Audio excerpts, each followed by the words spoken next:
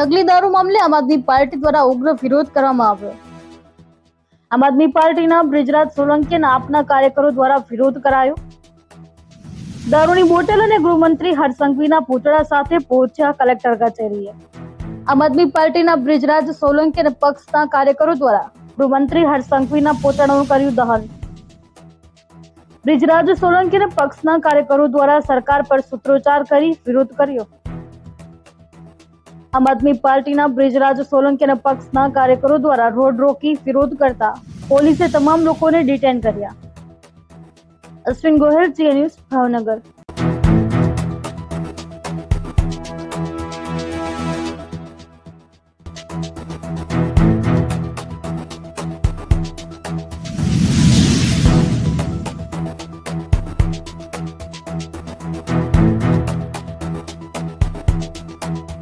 આજે ભાવનગર ખાતે આમ આદમી પાર્ટી દ્વારા વિરોધ પ્રદર્શન કર્યું છે।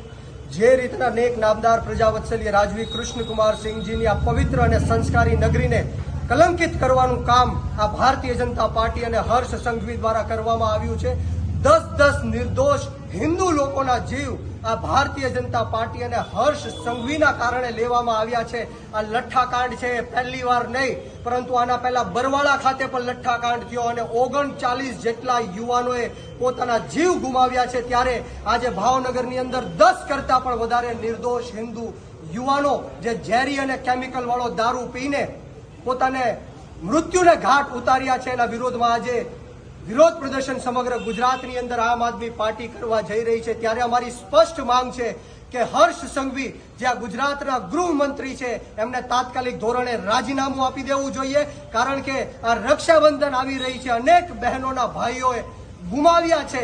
ત્યારે આ હર્ષ સંઘવીને સહેજ પણ શરમ હોય તો ઢાંકણીમાં પાણી લઈને ડૂબી મરવું જોઈએ, કારણ કે આ દારૂનો છેલ્લા 1 વર્ષમાં 10,000 કરોડ કરતા પણ વધારે કાળો વેપાર ગુજરાતની અંદર થયો છે।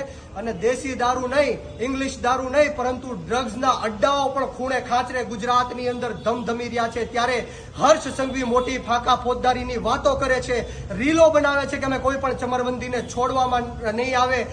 જે લોકો દારૂ પીવે એને 5 વર્ષની સજા હોય છે, જે લોકો દારૂ વેચે એને 10 વર્ષની સજા હોય છે, અને જે લોકો દારૂ બનાવે એને 15 વર્ષની સજા હોય છે।